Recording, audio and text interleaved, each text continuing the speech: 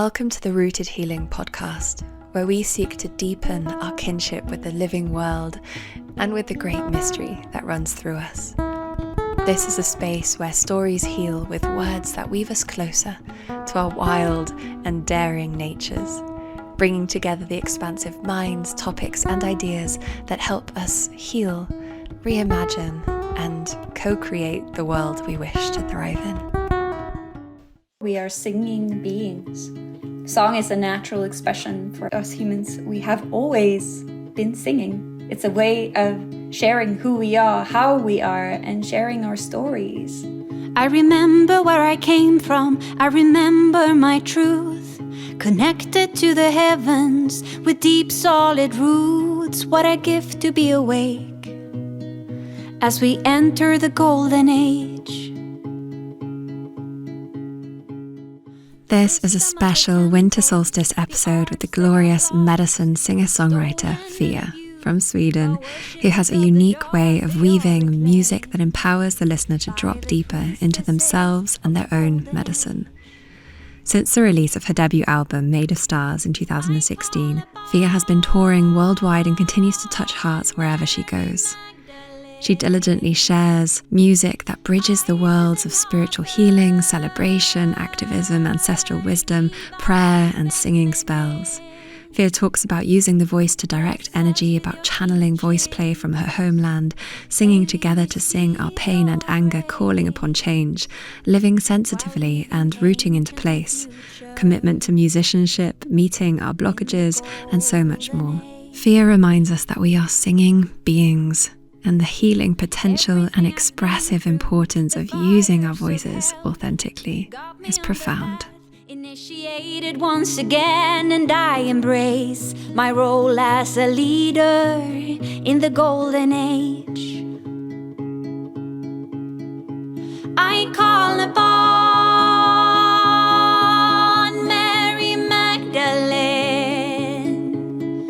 Isis and author,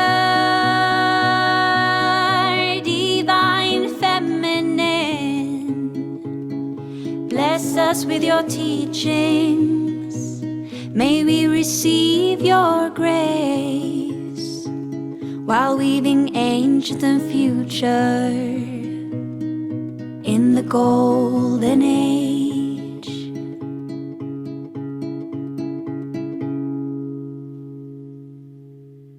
Before we jump in, I'm excited to announce that our online slow study at Rooted Healing is now open for enrollment.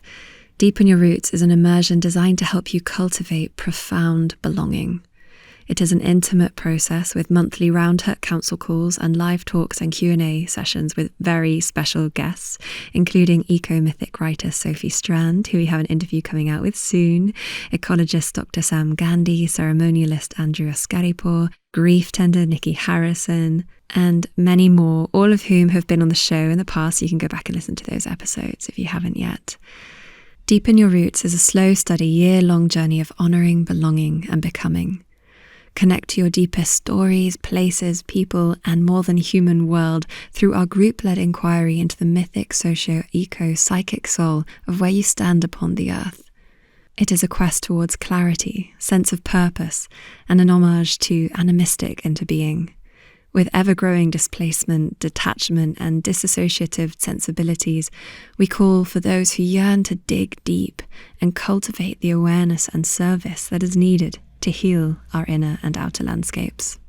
So if you desire to compost and wellness societally, ecologically, spiritually, personally, and garden medicine for thriving life within an intimate and supportive community, head to rootedhealing.org/deepen to learn more. Okay, back to Fia. I hope you feel inspired to sing after listening to this episode, and I hope you have a wonderful winter solstice if you're listening to this today. Enjoy.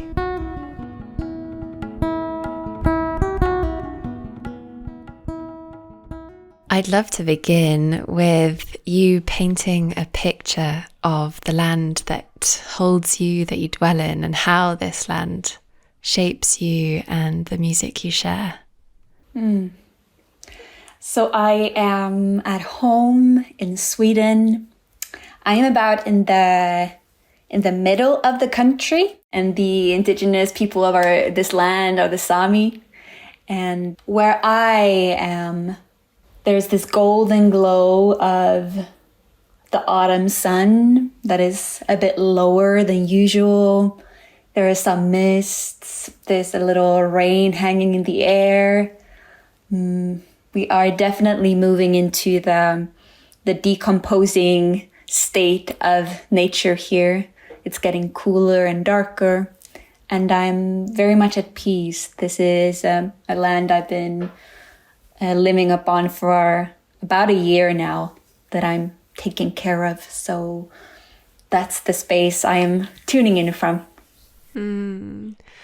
Yeah, I absolutely loved the landscapes in Glorious One. And I'm curious, were you raised in a way that was really connected in a sort of ancestral way with the land and in a spiritual way? Or was there a turning point in your life where you found this path? I come from a home that is very encouraging of being yourself and being curious and very open-minded. I'm not raised religiously, but there is definitely an awareness of spirit. And that is something that also has grown as I have become older. From an early age, I was outside in the forest playing. I remember I had a camera, one of the first digital cameras that came that was very compact. I had one of those, and I used to be out in the forest taking pictures of nature and of myself as a way of, I think, self-exploration and just creative expression. So nature and being outside with the land, on the land, and not having a hypothetical relationship with it, but actually being immersed in the dirt is something that I've been since I was little. And I think most of us are when we are children. And the key is to remain in contact with the soil as you grow up. And I have been grateful that that has been possible for me. Together, hand in hand with that, the music has always been there. The writing and being inspired by what I experienced on my little adventures outside. And then, as you go, I went into my teenage phase. There's a lot of intensity and identity seeking and wondering, who am I? What do I actually want? And somewhere there, I got caught up in how I should do things, that I should want to, continue studying music, even though I felt really early on that I wanted to express myself and explore my own creativity in a way that was outside of the school format, but I didn't know how that was going to work. I was also struggling with my own sensitivity, being often overwhelmed by huge waves of emotions and not having the tools how to deal with that. So when I graduated from high school, I went on and did continue studying music for about 1.5 years until I met a roadblock. And that roadblock was my own pressure I was putting on myself to be a certain way, to write a certain kind of music, and to show up in the world that didn't really feel in tune with what my soul was actually speaking of, such as moving at a very high pace and going and getting a degree and proving that I can do this and all of these things that we are encouraged to do in society as it looks like now for most people. So I dropped out and I moved back home with my parents, who were very understanding, which I'm very thankful for. Not everybody has that security net or able to lean back and have someone say, all right, take some time to figure this out. But I did. And I think that really provided me a secure base to really dive into myself and see, okay, what is it that I want to do and how do I want to do it? So moving back home with my parents, feeling very low, uninspired, I wasn't writing, I started going to regular yoga classes. And that was the opening for me. Got into my body. I got interesting inquiries to sit with. I met people who were also wanting to live life in a more present way. So that was the first kind of opening, and then a lot of other things happened. I saw that you've hosted a workshop geared towards highly sensitive people called I Feel It All.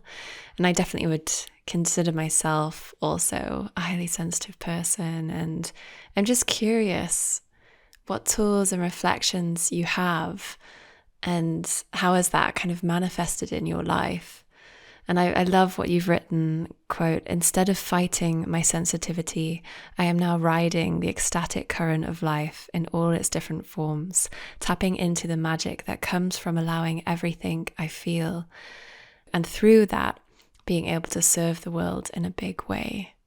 I came to a point where I realized that I will need to be the one to reframe sensitivity. And the first spark of that was when my godmother gave me a book that is in Swedish. I don't know the English title, but if you translate the Swedish one word by word, it's called "Do Not Drown in Your Emotions." So she looked at me like, "Pia, I think that this book is probably one that you feel supported by." And she was right. So I got a book when I was 19, 20, something. And I finally was given tools in how to regulate my nervous system. I got to hear stories from other people who were highly sensitive, and I felt less alone. I received wisdom from these two women. Now their names are slipping my mind, but the authors, two women who were in their, I think, 50s, 60s, who had lived a lot of life as highly sensitives too. And that kind of wisdom sharing was really important to me. You know, how to ride the ecstatic current by allowing everything that is. How do we allow everything that is moving? I think for me, I keep this brief, a sense of curiosity and self-acceptance.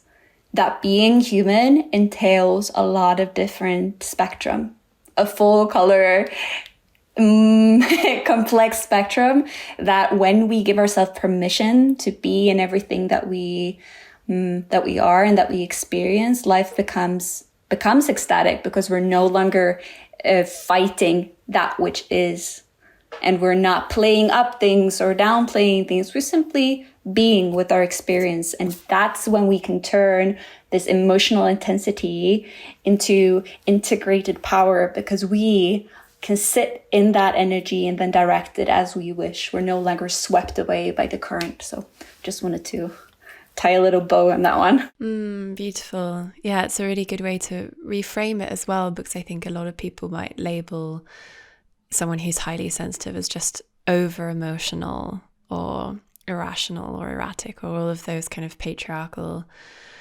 labels that belittle our experience, our human, multidimensional experience. I'd love to journey into your world of the priestess arts with the Norse pagan focus. What does that entail? I was looking for my roots for a long time. Being immersed in a spiritual community that is very multicultural, but also very, in many ways, kind of rootless. I came to a point on my own journey where I needed to dig where I stood. And my mother is Finnish, my dad is Swedish, so the North is my ancestral home. And I began to interest myself in the mythology that is here, and specifically the Norse and the pagan perspective. But also before that, when there was goddess worship, that was before the Vikings that came, and that more intense expression. So I landed into the arms of the goddess and all of her different faces. And that was a really homecoming. And it took me on the path of being initiated again into the priestess arts.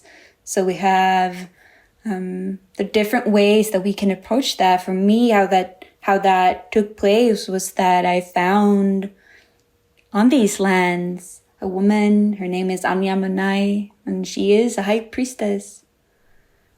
And I studied with her for 2 years, and then dedicated myself to the goddess and stepped into service in her name. And that has informed everything I do. It is the red thread that weaves through everything: service and devotion to the earth, to all living things, and to her, that divine expression that she is. And during these 2 years, diving deep into the mysteries of the Norse, at the Seder, the runes, Galder, outdoor seating, so many different ways of working with magic that are from the North that have been very transformative for me. And this reconnection to your ancestral lands must have been the inspiration for your most recent EP. Can you introduce it and share your process with creating music in your mother tongue? Yeah. The EP Cirken, translating to The Circle, is my latest release. Came out in the beginning of September. And it's a collection of chants that I have written. Many of them I wrote while I was actively studying with Anya. And then some are more recent. I was studying with Anya between 2018 and 2020. And then I felt very inspired to record them because wherever I went, I heard medicine songs, but I never heard medicine songs in my own language. And there was a longing in my heart to hear these topics being sung about in my own native tongue. Because that lands in a different way. Vibration transcends language barriers, but there is wisdom that comes when we reconnect with the language of our ancestors, and when we do that in a ceremonial way. So these songs, I wanted them to support my Swedish-speaking community. And also, I've gotten the reflections that not only the Swedish-speaking, but anyone who feels drawn to the North, we are many countries up here, and the people expressing that, thank you for sharing these. I have ancestors in Finland, in Norway, in Sweden, and these songs are supporting me and tapping into that. And it felt important to share, so I did. Yes, I was reading some beautiful reflections that people have written about your Nordic spirit, shamanic voice play journey. The snippets on your website blow me away, especially Gold, which I hope to thread into this episode. I feel as though I can hear the cry and prayer of every animal and ancestor from the North in those raw vocals. It's so powerful. I'd love to hear about your process and, in general, any insights that have risen from this kind of channeling and playful journeying. Absolutely. Nordic spirit being, I call it a voice play journey that is available on my website. And this is an improvised channeling journey with a lot of different tracks. And it is created with the intention to, just as I talked about the recent EP release, to be a supporting ally as people reconnect with their Nordic spirit. in Norse tradition, there is singing everywhere. There's singing in everything. We have the galder. I don't know what you call that in English, but could translate to something like a singing spell. You could sing someone's soul guiding them, or you could sing an offering galder while you give a gift to the earth, to the disona. You use voice as a way of directing energy and to create transformation. And I work with channeling in a way that is very rooted. And it's not something that's hocus pocus. It is simply an energetic awareness on how to move energy and connecting with the land. So with many years of earth-based practice and devotion, it comes naturally to sing with the land and to allow the land to sing through me. So that is the core of Nordic spirit, and that I firmly believe that is available to everyone. We simply practice and we can become better, but this is not something that is for a chosen few. We are singing beings.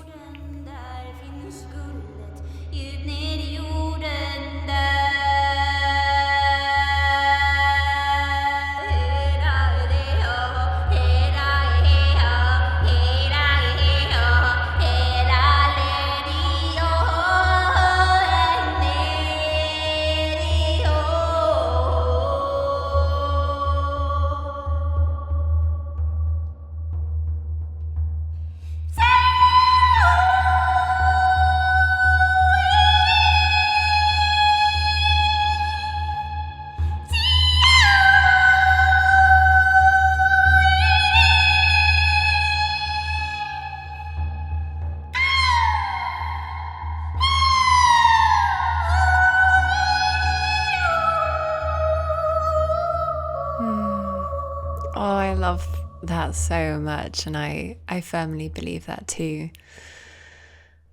That the land can sing through all of us.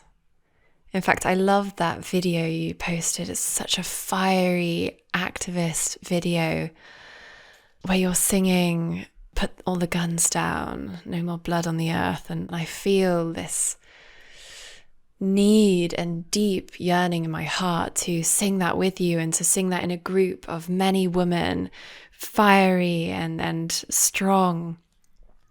And I'd love to hear your reflections on this, what feels to me like a lost art. Some people will say, oh, well, you've got choirs all over the place, but this fiery earth-born vocal practice in a group, I would just love that in my life, and I think it would help so many people, and I think it would help us come together. And I'm wondering if you have any reflections on that, the power of singing together in that way.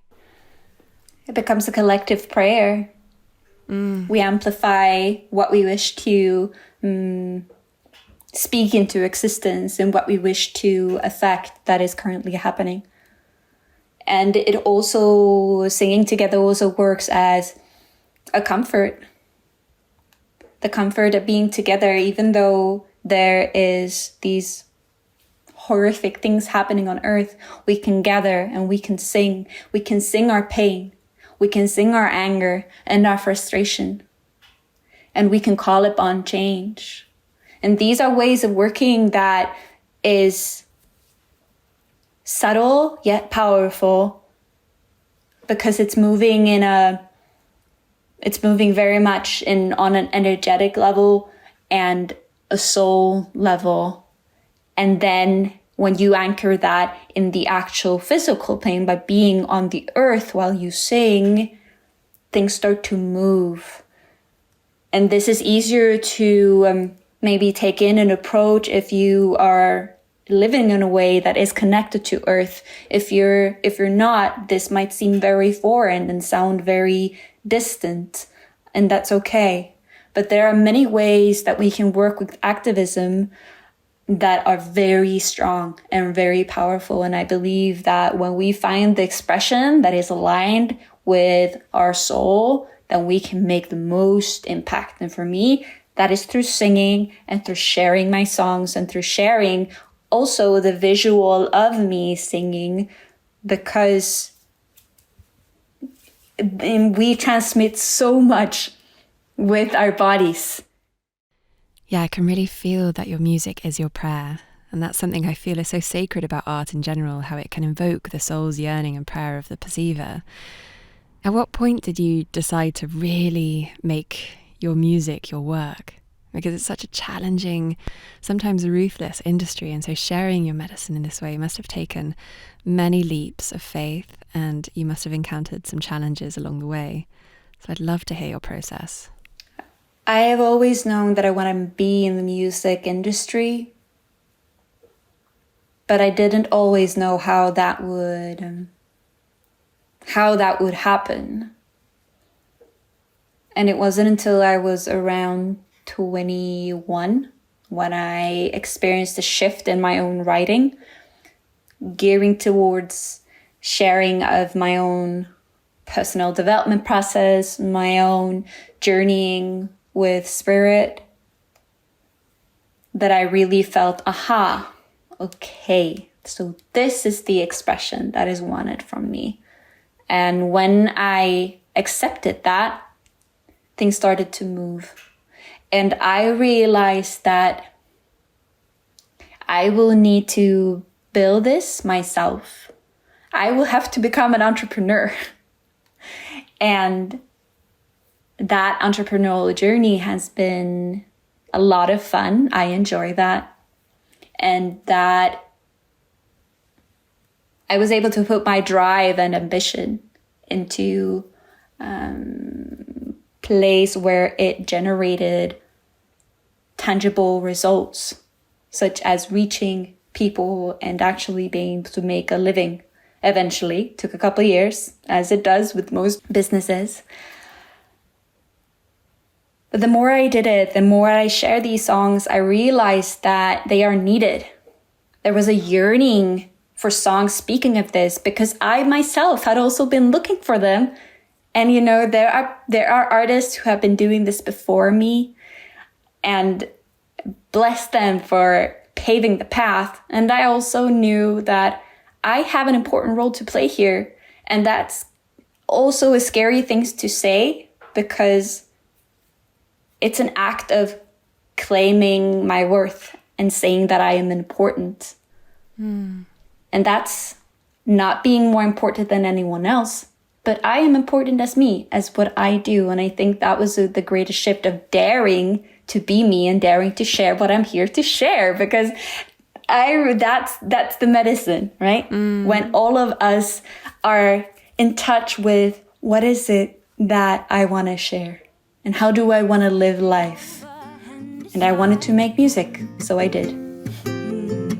But when I realized that the choice was mine, oh, I could feel a shift and I began to shine, living an empowered, beautiful life. No, I am not who you think I am. I am so much more. I am one with source. I am limitless, infinite, powerful, abundant, complete from the start, creator of all I am, that I am. All I am, that I am. Speaking of using our authentic voices or our authentic gifts in the world and bringing our medicine, whatever way that shows up for us individually, I'm just reflecting on how generally we're just conditioned to shut up and this blockage around using our voice can limit us in so many different ways.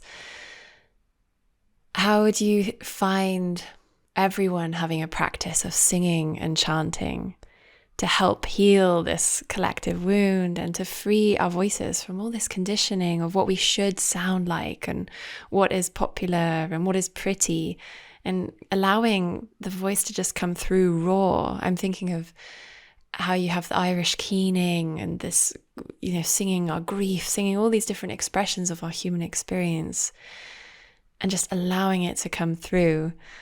What are your thoughts on that? Tying back into what I touched upon before, we are singing beings. Song is a natural expression for us humans. We have always been singing. It's a way of sharing who we are, how we are, and sharing our stories. And I think at some point everyone needs to sit themselves down and make the choice to scrub away those voices that imprinted us often very early, that we can't sing or that we sound terrible, and realize that there is multiple ways of singing and that you can find your way. And do it for yourself. You know, it doesn't have to be this big thing, or you can make it as big or as small as you want. Sing in the shower, sing in the car, or sing for your children. But please use your voice because it matters.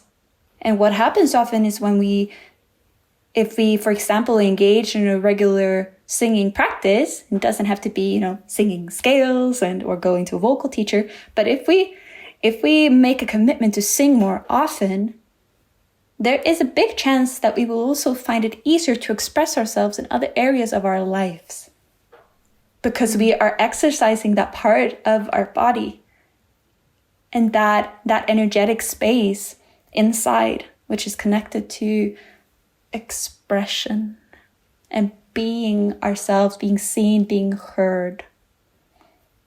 But you gotta, if you feel like you got blockages, you gotta be willing to meet them, because no one's gonna do it for you. Yeah. For you, in sharing your song and your medicine with the world, there must have been some really joyful moments. I mean, I'm remembering being there at Medicine and seeing you on that beautiful artistic woodland stage, and these just must be such fulfilling moments. And then what are also some of the challenges? Can you paint a little picture of what comes up when you have that space to share your gifts in that way? It is the greatest honor, and it's such a pleasure majority of the times, because I am doing what I'm supposed to be doing. And I'm doing the thing that I enjoy doing the most, which is playing music. And I've had so many amazing experiences, but I'll pick Medicine, as we've been touch upon that this episode, because it was the first time that I went to a festival that was, for me personally, I felt so cared for and supported and held. And then from that very nourished space, I was able to go on stage and do my work, and meeting a stunning audience that was so there, so in it with me. And that exchange and that conversation that happens between me and the people who are chosen to be there is so much fun. And it's always different. And that time it was really, it was so much joy. It was so honest. And so, it was just, lack of a better word, but it was strong. Like it was pulsating from the earth. Many challenging gigs I've had. The sound system's breaking down. 3 people in the audience. All of those things that are less than what I would desire in that moment. And that's part of it. The beauty, though, is the more I've been doing this for many years now, and I become more discerning with where I put myself and where I share my work, which creates better experiences for myself and for those joining. So yeah, right now how I approach it is with a curiosity and a deeper listening and seeing what emerges. The emergence is very exciting. And your creative process, do you often find that the melodies come to you or the lyrics come to you, or it's a mixture of everything? And how do you build each layer of what you're crafting? Usually both lyrics and melody come at the same time. I'm clairaudient, so I hear it inside. And I often approach it from an intuitive and often mediumistic way.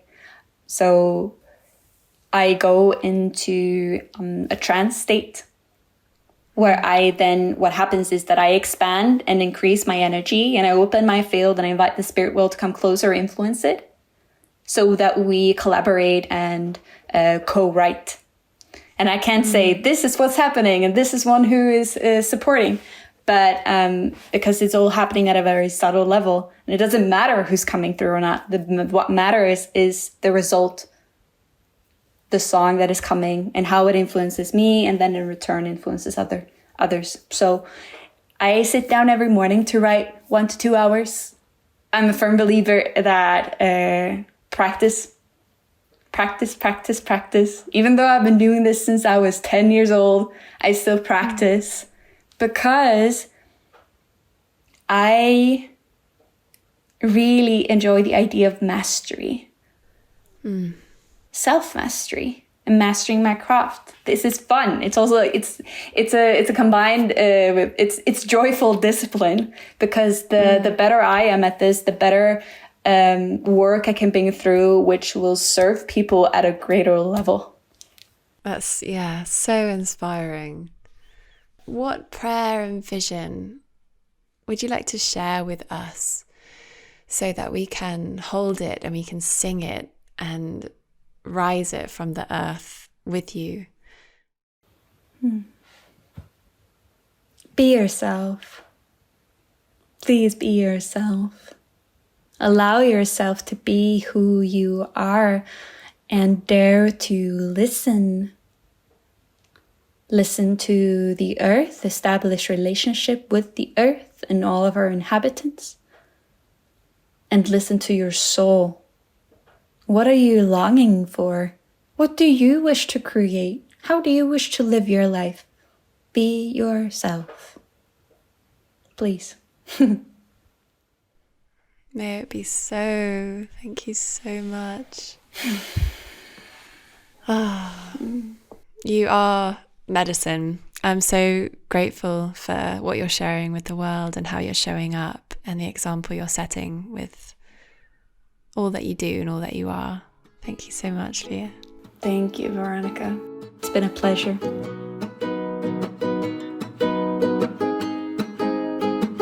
I am looking at my life. It's better than a dream. So many things I prayed for are now reality. I'm traveling the road, sharing my medicine. A conscious creator, supporting healing. The world is a wild and beautiful place. We are constantly evolving as a human race. I truly believe this is a time for greatness. Everyone is invited to embody the light, living life as love and shining bright. The shackles of fear breaking once and for all.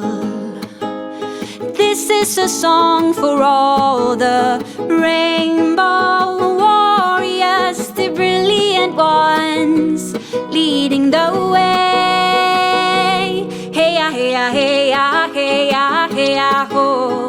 Hey ya, hey ya, hey ya, ho. Hey ya, hey ya, hey ya, hey ya, ho.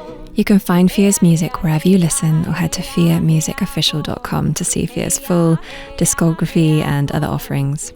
She has concerts coming up in Dublin, February the 16th, and London, February the 23rd next year, along with shows in Switzerland and Sweden. You can find her on Instagram at thisisfiamusic. As always, all the links are in the show notes. Head to rootedhealing.org to learn more about our work and upcoming gatherings. We are reshuffling our spring equinox gathering into a very exciting liminal retreat called Between Dreams, involving dream tea incubation ceremonies and an all-night gong bath, a puja, along with practices to help you access healing, hypnagogic phenomena, lucid dreams and ecstatic dream states. We're very excited. And also we have our psychedelic-assisted psilocybin legal retreat in Netherlands coming up in April, with a focus on eco-philosophy, somatic and transpersonal psychology and ancestral wisdom, woven into a comprehensive program of integrative healing. Head to rootedhealing.org/gather to learn more.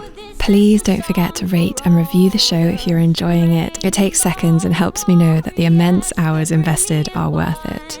You can also subscribe and help fund the show by becoming a podcast patron at patreon.com/rootedhealing, where you'll gain immediate access to a rich archive of resources and offerings from our guests. The £1 pay what you can tier might be transformed soon, as a year of the show means there's already a lot inside, so if you'd like to join for less than £3 a month, do so sooner rather than later.